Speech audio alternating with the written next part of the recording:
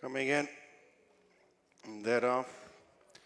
Opening race over 2 miles, the 2025 annual badge at Tramore Racecourse Maiden Hurdle.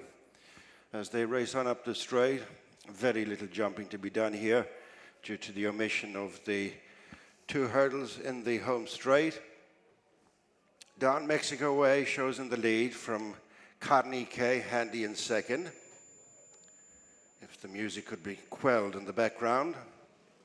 Towards the inside is Buckaway Freddy, followed by Let Him Be, Crescent Moon in between horses, and then Southgate Avenue as they turn away from the stands, going uphill to the first of 4.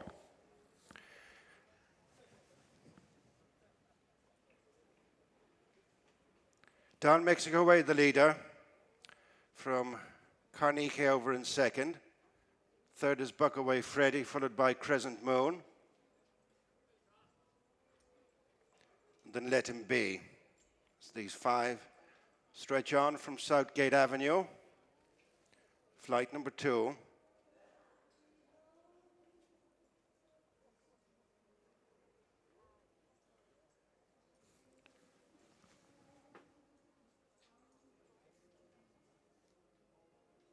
Downmexicoway leads.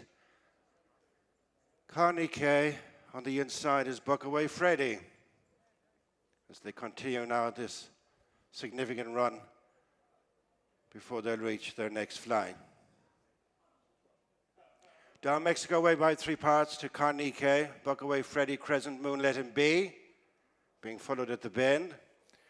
Kapgarde, who's racing just a place in front of Olympe de Cerisi, and then Southgate Avenue. And Danny My Boy next. They're followed by A Class and Grania Cree. Further down the field is Wakey Wakey Man. And after them is Upper Town Hill, Chef's Kiss, and Zentopia as they pass their point of departure on rising ground to the winning post for the second time. Little changes up ahead. It is Downmexicoway and Dad O'Keefe by 2 lengths to Karniquet. Paul Townend. On the inside is Buckaway Freddy and Jack Kennedy, followed by Crescent Moon, Keith Donahue, with alongside Let Him Be and Ryan Tracy. 2.5 lengths back then to, on the outside as they make the bend, Olympe de Cerisi, and then comes Kapgarde. Going to flight number 3, which is now the second last. It's Downmexicoway as of yet to be headed from Karniquet, who's pretty close in second, then Buckaway Freddy. Crescent Moon next on the outside, pushed along as Let Him Be as these go on from Olympe de Cerisi, and then Kapgarde.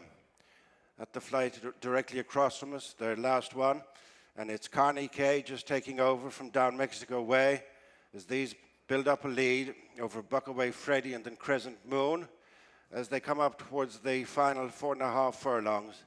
And it's Karniquet on the outside of Downmexicoway, out in front of Buckaway Freddy and then Crescent Moon, who's followed by Grania Cree, who's made some ground from rear division. Making the bend with 3 furlongs to go. Pressures little between Karniquet on the outside of Downmexicoway as they continue down the hill in the 2025 annual badge at Tramore Racecourse Maiden Hurdle. And it's Karniquet on the outside, fractional leader from Downmexicoway, who's ridden along to try and keep up with the favourite. Gone further away from Grania Cree, who runs on into third ahead of Crescent Moon as they climb towards the final 200 yards. And it is Karniquet now getting the better of Downmexicoway. Back in third is Grania Cree, followed by Crescent Moon and then Olympe de Cerisi. But it is Karniquet and Paul Townend gone further and further away from Downmexicoway. Grania Cree will take the 3rd place. Our favourite, Karniquet, gets off the mark in his Irish debut. It's the 3rd time of asking over hurdles at the finishing runner-up in both his starts from 4-year-old company in Pau and most recently Auteuil. Back in February time, very straightforward then. Yeah, all very straightforward, Kevin. If you're taking some of the odds on, then you didn't really have too many worries. Downmexicoway went out and set the pace, but here's where Karniquet just moves up on his outside on the Paul Townend, and they both travelled well at this point with no hurdles left to jump.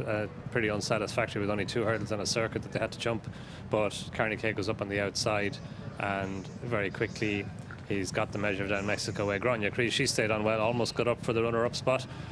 just about a length behind Downmexicoway, but Karniquet, it's a nice start to his Irish career, nice start to his career with Willie Mullins in Jigginstown House. He's a nicely bred horse, a half brother to Jim Morant. Good horse for Venetia Williams, won on Friday there at Ascot.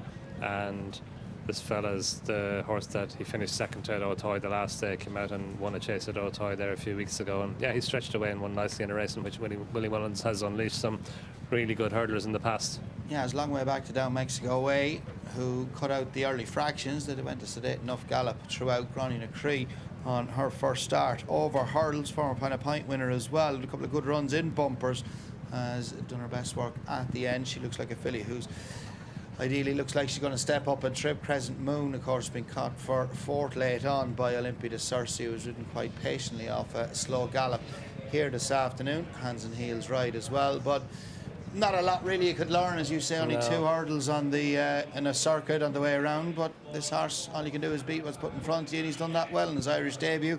Obviously entitled to come on from the run too, first run since February. Yeah, and it probably wasn't an advantage to him, Kevin, either, that the hurdles were taken out. He does have hurling experience in France, and he jumped well. The limited evidence that we got, he couldn't do it much more than he did over his hurdles, and he couldn't have done much more either in terms of winning the race, and he won it pretty impressively in the end, like an odds-on shot, like the market expected. Yes, wins in the colours of Jigginstown House Stud, another winner for Paul Townend and Willie Mullins. Yes, get a quick word of Paul Townend as he comes back in after winning her opener on Karniquet. Very straightforward. It was, gave me a lovely feel all the way. Obviously the 2 runs over hurdles of France, so not worried about not getting experience into him today. But just throughout the race, he gave me a great feel, as I say, and I loved the way he went about it. Kept it simple on him as well, sat handy upsides, basically Dara all the way around. You didn't go overly quick, did you? We didn't, but it's testing out there.